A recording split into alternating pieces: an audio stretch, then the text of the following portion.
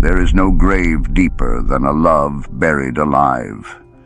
The marriage that was not, on hearts that beat but do not burn.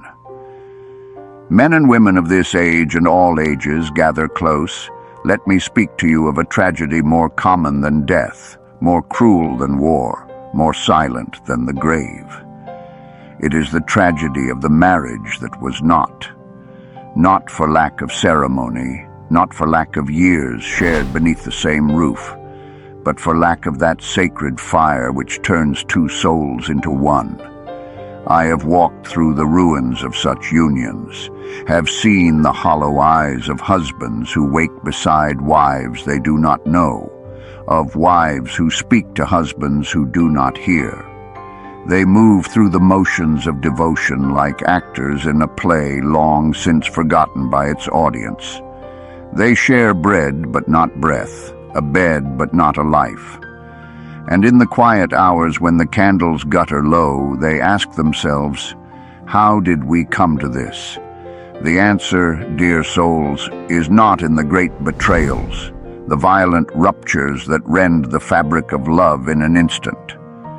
No, it is in the slow rot, the daily neglect, the unspoken resentments piled like stones upon the heart until the weight becomes unbearable. It is in the man who ceases to court his wife, who forgets that love is not a prize won, but a fire to be tended. It is in the woman who locks her heart away, who mistakes duty for devotion, who forgets that a marriage without passion is a body without breath. You will say to me, but Elias, love fades. Is it not the way of things? To which I answer, no. Love does not fade. It is allowed to fade. It is smothered beneath the weight of laziness, of comfort, of the cowardice that fears the vulnerability true love demands. A flame untended will die, but a flame fed, a flame fed will outlast the stars. What then is to be done? I tell you, fight.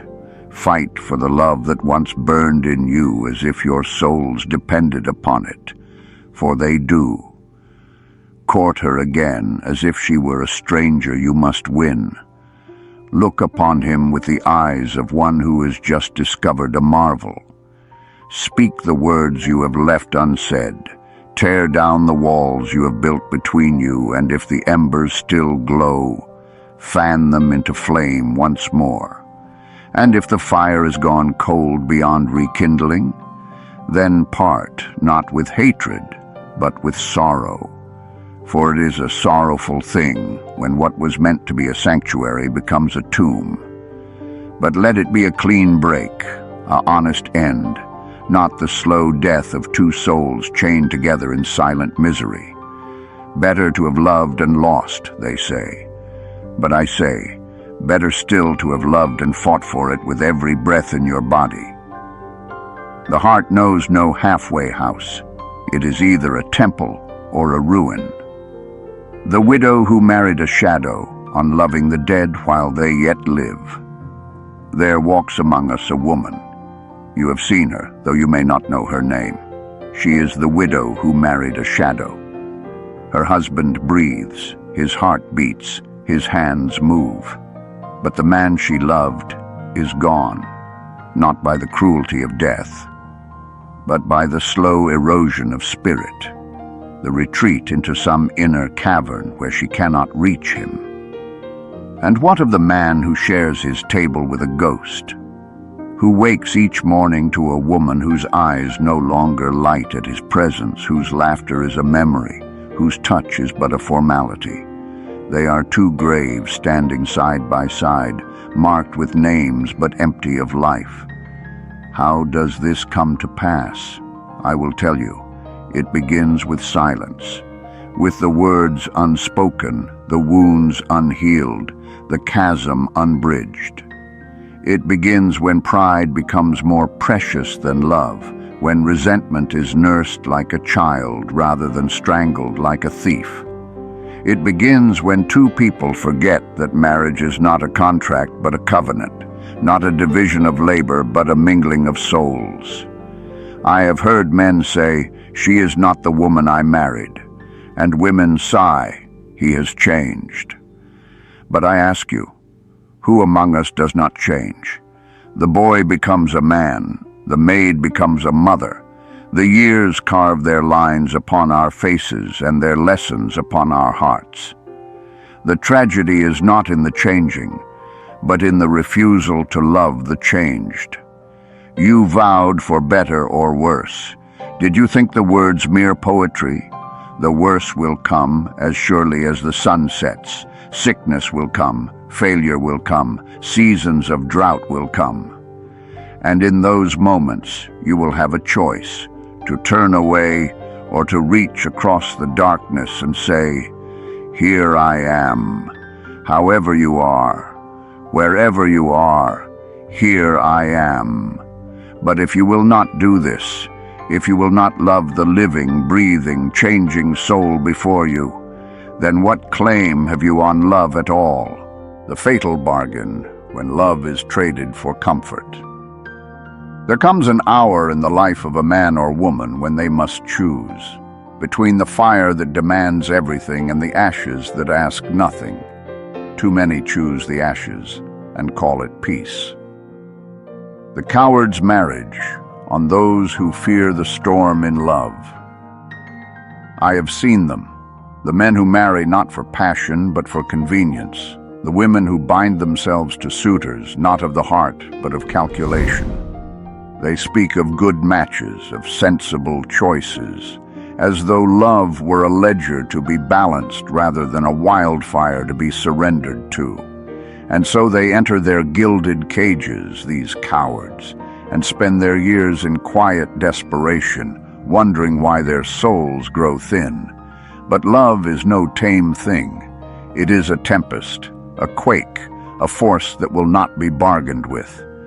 To love half-heartedly is to plant a seed and refuse it water. What sprouts will be a withered thing, a mockery of life. Yet this is the bargain so many make. They trade the uncertainty of ecstasy for the certainty of mediocrity, and in doing so, they murder the very thing they claim to seek. Ask yourself, when death comes, will you clutch the memory of prudent choices? Or will you long for the moments you burned, for the love that shook you to your core? The heart that fears to break cannot love. The second best life, on settling in love and the death of desire. There is a sickness in our age, a plague of the spirit. It is the worship of the second best. Men marry women they do not adore. Women give themselves to men they do not respect, and both console themselves with the lie that good enough is enough. But I tell you, to settle in love is to die by inches. Every day becomes a funeral for what might have been, every night a vigil for the passion you buried alive. You will grow old beside a stranger, your laughter hollow, your touch mechanical, your soul screaming into the void where true love should have been. Do not mistake me. I do not speak of childish fantasies, of waiting for perfection. I speak of the courage to hold out for the love that ignites you, the love that demands your best, the love that will not let you rest in cowardice.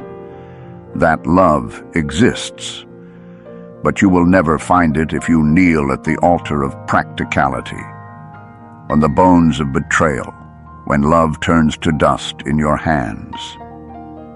There's no pain more exquisite than this, to hold the corpse of what was once sacred and know you helped kill it. The adulterer's epitaph on those who trade diamonds for pebbles. I have walked with men, strong men, wise men, who threw away kingdoms for a moment's warmth in another's bed. I have held women, radiant women, women of depth, who shattered their own altars for the hollow praise of strangers. And always, always they whisper the same lie in the ruins. I didn't mean for this to happen. But betrayal is not an accident. It is 1,000 small surrenders, a glance held too long, a secret kept, a door left unlocked for darkness to enter. No man wakes one morning and decides to burn his life down. First, he lets the embers of neglect smolder. First, she stops guarding what once was precious. The tragedy is not that love dies. It is that we stand over its body with blood on our hands and still claim innocence. Some silences are louder than cannon fire. The unforgiven on marriages that survive but never live again. I have seen a peculiar hell. Couples who pass through betrayal's fire and emerge not as phoenixes, but as ghosts haunting each other. They share meals, they raise children, they wear their rings like manacles. The world calls it reconciliation, but God knows the truth. It is a ceasefire, not a peace. Forgiveness without transformation is a coffin lined with velvet. You may lie in it comfortably, but you're still dead. True healing demands more than the end of anger. It requires the rebirth of trust. And trust is not rebuilt with words, but with years of living as though every moment is your last chance to prove your love. The children remember what the parents pretend to forget. The inheritance of brokenness, how failed marriages beget failed lives. You who stay for the children, hear me well. They see, they always see. They see the way your eyes go cold when he enters the room. They hear the silence that falls between you like a guillotine. They learn from your example that love is something to be endured rather than celebrated. And so the poison passes to another generation. Better a clean break than a slow rot. Better one home filled with truth than two houses built on lies. Pride is the last guest at a dying marriage's bedside. The last to know on men who lose their wives, one unnoticed tear at a time. There exists a particular kind of fool, the husband who believes his wife's silence is contentment, who mistakes exhaustion for peace, resignation for happiness, who never learns to read the language of a woman's eyes until the day she speaks the words he never thought to hear. I'm leaving. By then, it is always too late. The erosion of a woman's love is not marked by earthquakes, but by the slow wearing away of hope. One unmet need, one unheard cry, one forgotten anniversary at a time. Then let these words settle like embers in the hearth of your conscience. May they smolder long after our discourse ends. I shall close this volume of meditations on fractured unions, though 1,000 unwritten truths yet whisper at the edges of these pages.